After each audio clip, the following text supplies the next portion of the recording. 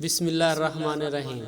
حضرت علی نے فرمایا، اگر کوئی تم کو صرف اپنی ضرورت کے وقت یاد کرتا ہے تو پریشان مت ہونا، بلکہ فخر کرنا کہ اس کو اندھیروں میں روشنی کی ضرورت ہے اور وہ روشنی تم ہو۔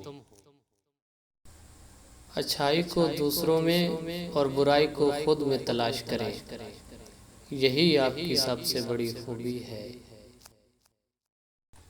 فرمان مولا علی علیہ السلام۔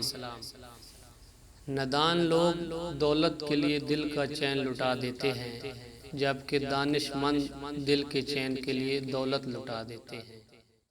حضرت علی علیہ السلام نے فرمایا، اگر کسی کا ظرف آزمانا ہو تو اس کو زیادہ عزت دو، وہ اعلیٰ ظرف ہوا تو آپ کو اور زیادہ عزت دے گا، اور کم ظرف ہوا تو خود کو اعلیٰ سمجھے گا۔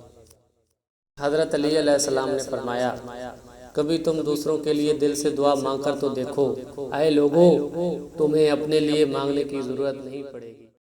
حضرت علی علیہ السلام نے فرمایا، دل میں برائی رکھنے سے بہتر ہے ناراضگی زہر کر دو۔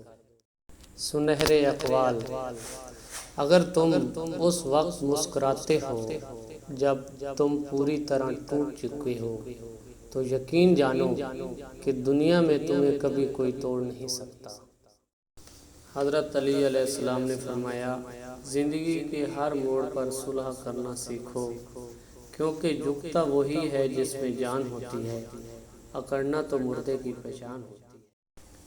فرمان حضرت علی علیہ السلام۔